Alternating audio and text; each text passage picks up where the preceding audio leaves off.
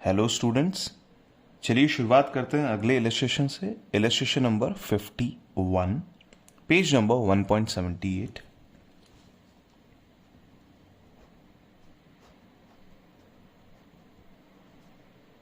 From the book D K Goyal.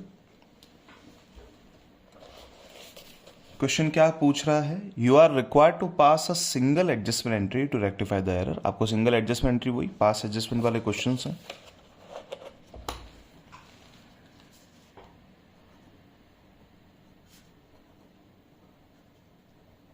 Past adjustments. अब question को समझते हैं। क्वेश्चन क्या कह रहा है?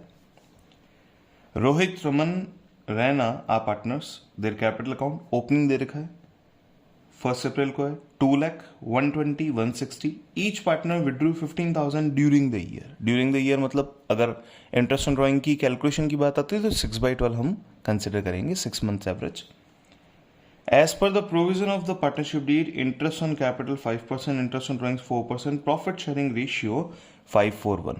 ये इनका as per the partnership deed था। हुआ क्या है? The net profit of 72,000 for the year was divided equally among the partners। अच्छा, PSR भी इन्होंने चेंज कर दिया, PSR भी इन्होंने गलत यूज में ले लिया। Among the partners without providing for the terms of deed। अब आपको बताना है 72,000 का प्रॉफिट आपने सीधा सीधा बांट दिया, जबकि इसे किसी पर्टिकुलर रेशियो में बांटना था, इंटरेस्ट ऑन कैपिटल देने के और इंटरेस्ट ऑन ड्रॉइंग चार्ज करने के बाद। तो इस बार जो हमें डेटा पता है, उस डेटा में हम ये भी लिख सकते हैं कि प्रॉफिट एक्चुअली अप्रोप्रिएटेड कितना है, हम उसको जानते हैं। तो हम पहले प्रॉफिट एक्चुअली अप्रोप्रिएटेड वाली कंडीशन से भी चल सकते हैं। तो नाम लिख लेते हैं, रोहित, रमन, रैना। सबसे पहले एक कॉलम बनाएंगे टोटल का। Here it is Raina, here it is Raman, और यहां पे रोहित।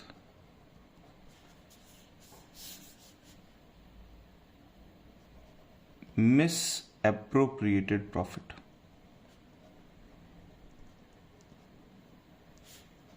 ये हमें ढूंढना है, ठीक है। अब लिख लेते हैं a, profit actually appropriated. Profit actually appropriated.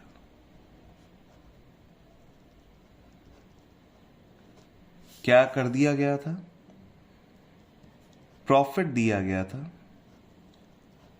In equal ratio. Total profit यहां पे जो था दैट वाज 72,000 रुपीज का प्रॉफिट है, जिसे अगर इक्वल रेशियो की बात करेंगे 24 24 24 ये हो गया। जबकि इसे देना किस तरीके से चाहिए था, तो हम बी में बात करते हैं, प्रॉफिट टू बी अप्रोप्रिएटेड।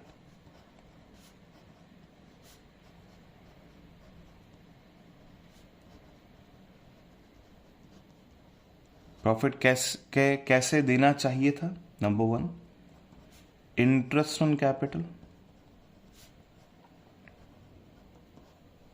अब देखिए कितना देना था, 5% per annum on opening capital. मैं ऐसे लिख देता हूं, 5% per annum on opening capital. Opening capital की वैल्यू देखें 2 लाख। 10% होता है 20,000, तो 5% हो जाएगा 10,000। 1,20,000। 10% होता है 12,000, 5% हो जाएगा 6। 1,60,000। 10% होता है 16,000, 5% हो जाएगा 8,000। And here is the total, 8 and 6 14 and 10 24। Number 2, interest on drawings charge करना है।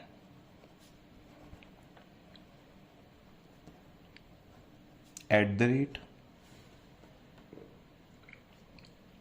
4% per annum for an average of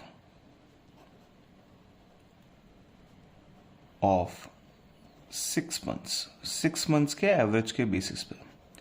एक बार मैं वापस चेक कर लेता हूँ, कहीं क्वेश्चन में इंटरेस्ट ऑन ड्राइंग का वैल्यू नहीं दे रखा हो डायरेक्टली, कई बार दे दिया जाता है, यहाँ नहीं है। तो 6 मंथ्स के एवरेज के बेसिस पे 4% पर एनम का हमको कैलकुलेशन करना है। 15,000 का 4% दैट इज 600, और वो भी 6 मंथ्स के हिसाब से लेंगे तो it will be 300 rupees only. Here again 300 charge करना है, इसलिए नेगेटिव अमाउंट है, तो टोटल मिला के 900 रुपीज चार्ज किए जाएंगे। वापस चेक कर लेते हैं। 15,000 का 4% इट्स 600, और 6 मंथ्स के बेसिस पे लेंगे तो 300 रुपीज की वैल्यू आएगी।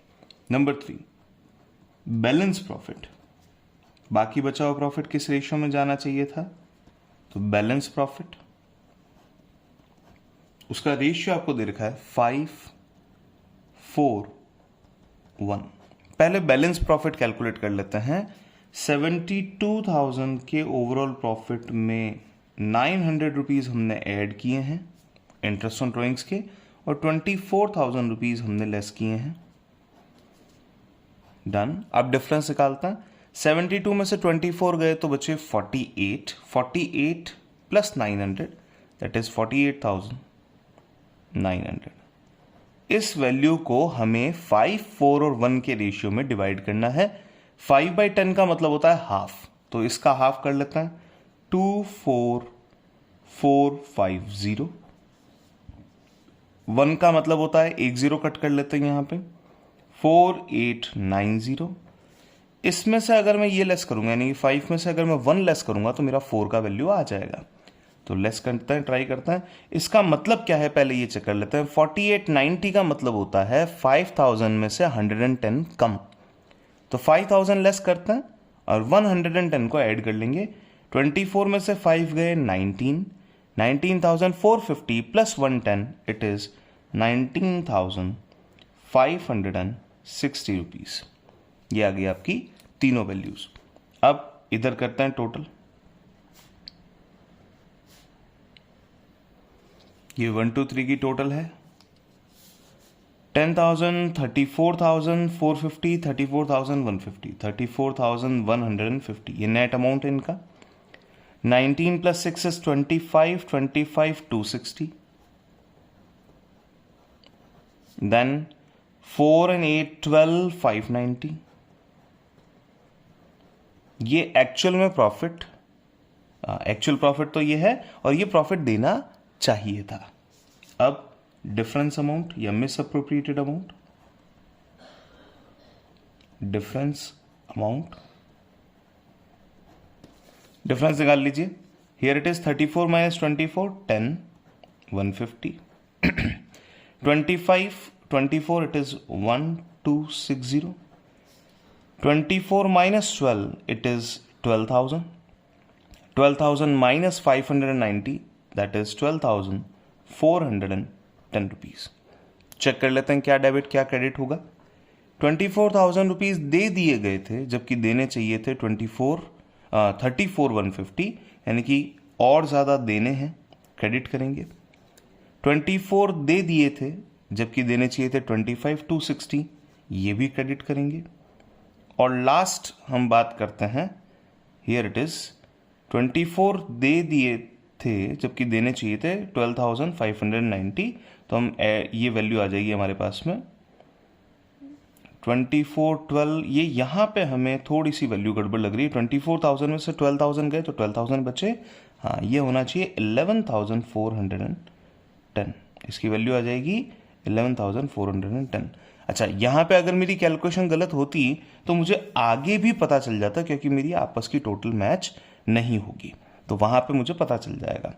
तो 24 में से 12 चले गए तो 12,000 बचे, 590 गए तो 11,410। ये हो जाएगा आपका डेबिट। रीजन बीइंग 24,000 दे दिए थे, जबकि देने चाहिए थे कम, तो वापस ले लीजिए। अब बात करते हैं एडजस्टमेंट एंट्री की। Adjustment entry, Raina's capital debit, Raina's capital account debit 11,410 to Rohit's capital. आप एक जनरल लेवल पे चेक भी कर सकते हैं, इन दोनों की टोटल जो है वो इसके बराबर आनी चाहिए। तो 10,000, 11,000, 11,410 to Raman's capital. Here it is. अब लीजिए वैल्यू, ये आ जाएगा 10,150, it is 1,260 being adjustment entry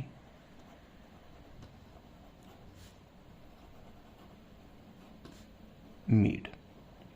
ये आपने एडजस्टमेंट एंट्री पास कर दी। Thank you so much for watching this video. अगर आपको ये वीडियो समझ में आई है, इलस्ट्रेटिव लगी है, अगर आपको ऐसा लगा है कि ये किसी और स्टूडेंट के काम आ सकती है, please share the video, channel को सब्सक्राइब करें, वीडियो को लाइक करें और आगे से आगे हमें मोटिवेट करते रहें। Thank you so much.